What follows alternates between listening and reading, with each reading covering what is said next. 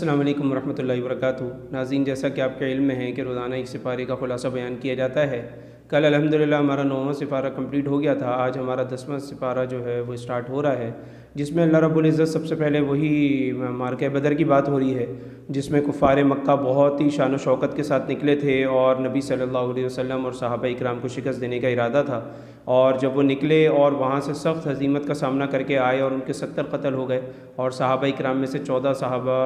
میدان جہاد میں بدر کے موقع پہ شہید ہوئے۔ تو یہ ایک جنگ کی طرف اشارہ ہے، اور اس کے اندر یقیناً آپ کو پتہ ہے کہ مسلمانوں کی فتح ہوئی۔ اس میں آپ صلی اللہ علیہ وسلم کے اوپر بہت زیادہ آوزاری اور گریہ اوزاری طاری ہوئی تھی، اور آپ صلی اللہ علیہ وسلم پوری رات دعائیں کرتے رہے تھے، اور کس طریقے سے آپ صلی اللہ علیہ وسلم تڑپے اور آپ صلی اللہ علیہ وسلم نے امت کے لیے دعائیں مانگی، اسلام کی فتح کے لیے دعا مانگی۔ یہ غزوہ 17 رمضان المبارک کے دن منعقد ہوا، اور دونوں لشکر آمنے سامنے ہوئے، اور اللہ رب العزت نے مسلمانوں کو آخر میں فتح دی۔ اس کے بعد سورۃ توبہ شروع ہو رہی ہے۔ توبہ اصل میں اس میں ان صحابہ کا تذکرہ ہے کہ جو میدان جہاد میں نہیں جا سکے تھے، اور اس کے بعد وہ خوب روئے، اور اس کے بعد اللہ رب العزت جب ان کو اس چیز کا احساس ہوا تو اللہ تعالیٰ نے ان کی توبہ قبول کی۔ اس کے بعد سورہ برات اس کو کیوں کہا جاتا ہے، تو اس کے اندر اصل میں اللہ تعالیٰ سب سے پہلے برات کر رہا ہے نا ان لوگوں سے کہ جو مشرکین ہیں اور انہوں نے عہد و پیمان کی پاسداری نہیں کی، اور نہ تو وہ اللہ تعالیٰ کے فرما بردار ہوئے، نہ وہ دنیاوی حقیقت کو سمجھ سکے، نہ وہ دنیا کے عہد و پیمان کے پاس رکھ سکے، نہ وہ اللہ تعالیٰ کے عہد کا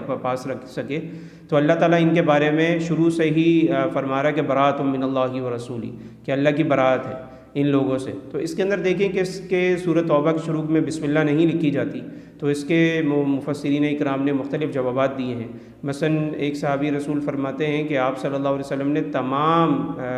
صورتوں کے بارے میں ارشاد فرمایا تھا کہ اس کو اس کے بعد رکھ دو، اس کو اس کے بعد رکھ دو، اس کی ترتیب اس کے ساتھ رکھ دو، یعنی حضرت عثمان رضی اللہ تعالیٰ عنہ فرماتے ہیں۔ لیکن فرمایا کہ جو حضرت یہ جو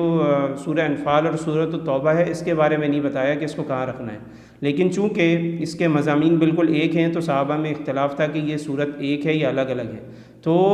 دوسری صورت شروع تو کر دی، اور مضامین بھی دونوں کے جو ہے وہ جہاد فی سبیل اللہ سے ریلیٹڈ ہیں، تو اس کے اندر شروع میں بسم اللہ نہیں لکھی گئی۔ پھر ایک جواب یہ دیا گیا بسم اللہ تو رحمت ہوتی ہے، اس میں تو اللہ تعالیٰ غصے سے شروع کر رہا ہے صورت کو کہ اللہ تعالیٰ بری ہے ان لوگوں سے، تو یہ غصہ ہے، تو اس لیے بسم اللہ نہیں لکھی گئی۔ بہرحال اس کے بہت سارے جوابات لکھے گئے ہیں۔ پھر اس کے بعد اللہ تعالیٰ اسی صورت کے اندر جو عرب قبائل ہیں کفار مکہ، ان سے جو جنگ کا انجام ہوا، اور پھر صلح حدیبیہ ہوئی، اور صلح حدیبیہ کے بعد مشرکین مکہ نے خود معاہدہ توڑ دیا، پھر اللہ کے نبی علیہ الصلوۃ والسلام تشریف لے گئے اور آپ صلی اللہ علیہ وسلم نے فتح مکہ کیا، مکہ فتح کیا۔ تو اس کے بعد اللہ تعالیٰ نے بہت بڑی ایک شان و شوکت دی، اور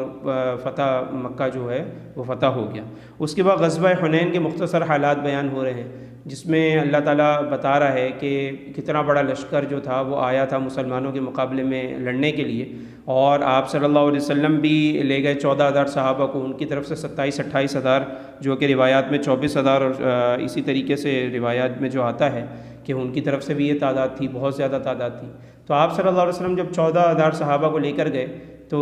اس میں سے کچھ صحابہ کی زبان سے اس دن یہ بات نکلی کہ آج تو ہم بہت بڑی تعداد میں، آج تو ہم فتح کریں گے۔ تو اللہ تعالیٰ کو یہ بات ناپسند آئی کہ بھئی کثرت کے اوپر کیوں آپ نے انحصار کیا۔ تو ابتدائی طور پہ ان کے تیر اندازوں نے بہت زیادہ زور سے تیر چلائے، جس کی تاب مسلمان نہ لا سکے، اور انہوں نے اس کے اوپر بالکل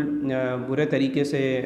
شکست ابتدائی طور پہ ہوئی۔ لیکن حضرت عباس نے دوبارہ صحابہ اکرام کو بلایا، اور اس کے بعد آ کے ایک اور فیصلہ کن جنگ ہوئی، جس کے اندر مسلمانوں کو فتح سے ہمکنار ہونا پڑا، اور مسلمانوں نے اس کی بہت زبردست فتح حاصل کی۔ پھر اس کے بعد مسلمانوں کی اسی شان و شوکت کو دیکھ کے جو روم کا بادشاہ تھا ہرقل، اس کے ذہن میں یہ بات آئی کہ جی یہ مسلمان بہت برے طریقے سے چھا رہے ہیں، تو ہمیں ان کا مقابلہ کرنا چاہیے۔ تو جب آپ صلی اللہ علیہ وسلم کو اس بارے میں پتہ لگا، تو آپ صلی اللہ علیہ وسلم طویل ترین سفر کر کے تبوک کے میدان میں تشریف لے گئے، اور وہاں جا کے ان کا مقابلہ کیا۔ اور حال یہ تھا کہ اللہ کے نبی علیہ الصلوۃ والسلام نے نفیر عام کا حکم دیا کہ سب کے سب نکلیں، کوئی بھی نہ رہ جائے، کوئی بھی یہاں نہ رہے۔ تو تمام صحابہ نکلے۔ کچھ صحابہ جو تھے وہ تو بیچارے، جن کا قرآن کے آخر میں بھی ذکر آئے گا اس سپارے کے آخر میں، کہ وہ اتنا روئے کہ ان کی آنکھیں سے آنسو بہت زیادہ ٹپکے، کیونکہ ان کے پاس سواری نہیں تھی۔ لیکن کچھ صحابہ ایسے بھی تھے جو صرف محض سستی کی وجہ سے نہیں جا سکے، تو ان کی بات میں اللہ تعالیٰ نے توبہ قبول فرمائی۔ تو یہ غزوہ بہت عظیم الشان غزوہ تھا، اور یہ تقریباً آپ صلی اللہ علیہ وسلم کے غزوات میں سے آخری غزوہ ہے، اور اس کے بعد آپ صلی اللہ علیہ وسلم ظاہر ہے کہ حجۃ الوداع ہوا ہے، اور اس کے بعد اللہ کے نبی علیہ الصلوۃ والسلام تشریف لے گئے دنیا سے۔ تو یہ تبوک کا غزوہ ہے، بڑا مشقت والا غزوہ تھا، اور صحابہ اکرام کے جو کھیتیاں تھیں وہ بالکل پکی ہوئی تھیں، کھجوریں بالکل پکی ہوئی تھیں، تو سب چیزوں کو چھوڑ کر جانا، اور اتنی مشقت والا سفر، اور کھانے پینے کا کوئی خاص انتظام نہیں، اور گرمی اتنی شدید، اور عرب کی گرمی ظاہر ہے جو لوگ وہاں گئے ہیں ان کو اندازہ ہے۔ تو یہ ساری مشقتیں تھیں، اس کے بعد بھی وہ لوگ نکلے، اور وہاں پہ چلنے کے بعد وہاں جا کر غزوہ تبوک کے اندر ان کے اوپر رعب اور دبدبہ طاری ہوا، تو اللہ تعالیٰ نے مسلمانوں کی وہاں پر بھی شان و شوکت بڑھائی۔ پھر اسی طریقے سے اللہ تعالیٰ اس کے اندر، اس غزوے کے اندر، یہی اس صورت کے اندر یہ ارشاد فرما رہے ہیں کہ بھائی دیکھو، یا تو دو ہی چیزیں ہیں کفار کے لیے، عرب کے لیے، کہ یا تو سدھر جاؤ، اسلام لے آؤ، دوسری چیز آپ سے جزیہ نہیں لیا جائے گا، بلکہ آپ یہاں سے جزیرۃ العرب سے نکلو گے۔ اس میں 4 قسم کے مشرکین تھے۔ نمبر 1 تو وہ تھے کہ جن سے آپ صلی اللہ علیہ وسلم نے کوئی بھی معاہدہ نہیں کیا تھا جنگ بندی کا، تو ان کے لیے 4 مہینے کی مہلت تھی کہ 4 مہینے میں یا تو مسلمان ہو جاؤ یا پھر یہاں سے نکل لو۔ دوسری قسم یہ تھی کہ جن سے جنگ بندی کا معاہدہ تو کیا تھا، لیکن اس کی کوئی خاص مدت نہیں تھی کہ کب تک ہے، تو ان کو بھی 4 مہینے کی مہلت تھی کہ بھئی وہ یہاں سے جانا چاہیں تو نکل لیں۔ پھر اس کے بعد جو تیسرے قسم کے جو مشرکین تھے وہ عرب کے مشرکین تھے، جو 4 مہینے کی جو حرمت والے مہینے تھے، تو ان کو اس وقت تک چھوٹ مل گئی کہ بھائی یہ ان کے لیے ان کو ریلیف تھوڑا سا دیا جا رہا ہے کہ اگر یہ یہاں پہ مسلمان ہونا چاہے ٹھیک ہے، ورنہ جو حرمت والے جو 4 مہینے تھے، جس کو ہم محرم یعنی ذوالقعدہ، ذوالحجہ اور محرم اور 7 رجب، تو یہ رجب کے بعد ان کو یہ مہینے مل گئے تھے کہ وہ اگر اس کے اندر مسلمان ہوتے ہیں تو ٹھیک ہے، ورنہ وہ بھی نکالے جائیں گے۔ چوتھی قسم ان کے ساتھ تھی کہ جن کے ساتھ ایک خاص معین مدت تک ایک جنگ بندی تھی، اور اس کے بعد ان کو نکلنا ہی تھا، تو ان میں سے کچھ کفار ایسے بھی تھے جن کی 8-9 مہینے کی مہلت رہ گئی تھی، تو اس کے بعد بھی جو لوگ مسلمان ہو گئے، جو نہیں ہوئے ان کو جزیرۃ العرب سے نکلنا پڑا۔ تو یہ غزوہ تبوک ایسی جنگ تھی کہ جس میں جب رعب دبدبہ طاری ہو گیا، پھر اس سے پہلے جو جنگ ہوئی حنین کی جنگ ہوئی، پھر اس سے پہلے جو فتح مکہ ہوئی، تو فتح مکہ کے بعد اسلام کی شان و شوکت اتنی بڑی کہ حنین کے بعد تو بالکل ہی کافر دم توڑ گئے، اور جوگ در جوگ لوگ جو ہے مسلمان ہونا شروع ہو گئے، اور مسلمانوں کی تعداد بہت بڑھ گئی۔ جزیہ کیسے کہتے ہیں؟ جزیہ کی تعریف یہ ہے کہ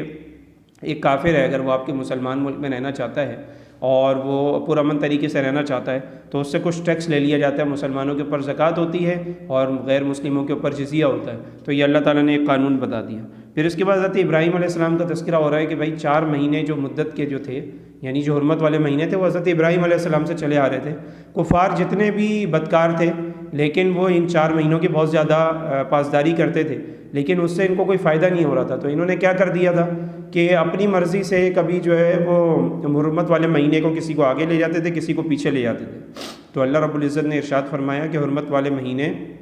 اللہ کے نزدیک جو 4 ہی ہیں، اور اللہ کے نزدیک جو گنتی ہے مہینوں کی وہ 12 ہے۔ ان عدۃ الشہور عند اللہ 12 شہرا فی کتاب اللہ۔ تو اللہ تعالیٰ کہہ رہا ہے کہ 12 مہینے اللہ کے نزدیک، اور آگے پیچھے کرنے کی کوئی گنجائش نہیں ہے۔ پھر اسی طریقے سے منافقین جو ہر وقت یہ چاہتے تھے کہ ہمیں اگر مسلمانوں کو کوئی فتح ہو رہی ہے تو ہمیں بھی اس کا فائدہ ہو، تو اللہ تعالیٰ ان کو بتا رہا ہے کہ اصل کامیابی یہ نہیں ہے کہ آپ مال و دولت کے پیچھے پڑے رہو، بلکہ اصل کامیابی تو ایمان کی ہے۔ پھر آخر میں اللہ تعالیٰ کے نبی علیہ الصلوۃ والسلام جو نبی رحمت تھے، تو اس زمانے میں منافق کا انتقال ہو گیا، عبداللہ ابن ابی بن سلول جو تھا اس کا انتقال ہوا، تو آپ صلی اللہ علیہ وسلم نے اس کے کفن کے لیے اپنا کرتا تک دیا کہ اس کی مغفرت ہو جائے، اس کے لیے دعا بھی کی، لیکن پھر آپ صلی اللہ علیہ وسلم کو منع کر دیا اور فرمایا کہ اگر 70 مرتبہ ان تستغفر لهم 70 مرہ، اگر آپ 70 بار بھی اس کے لیے دعا کریں گے تو کوئی فائدہ نہیں ہے، اس کی مغفرت نہیں ہونے والی، اور ولا تقم علی قبری، ان کی قبروں پہ کھڑے نہ ہوں۔ تو یہ ساری چیزوں سے آپ صلی اللہ علیہ وسلم کی ممانعت فرما دی، اور فرمایا کہ آپ لوگ اس طرح نہ کریں، آپ اس طرح نہ کیا کریں۔ پھر آخر میں ان لوگوں کے لیے جو عذر کی وجہ سے میدان جہاد میں نہیں جا سکے تھے اور وہ بہت زیادہ روئے تھے، تو اللہ تعالیٰ نے ان کا تذکرہ کیا، ان مخلص مسلمانوں کا، اور ان کا شوق بتایا کہ بھائی وہ کس طریقے سے جانا چاہتے تھے، لیکن وہ پیچھے اس لیے رہ گئے کیونکہ ان کے پاس سواری نہیں تھی۔ تو اللہ تعالیٰ نے ان کے اس عذر کو قبول کیا اور باقاعدہ تعریف کے طور پہ بیان کیا کہ وہ بہت زیادہ روئے۔ تو وہ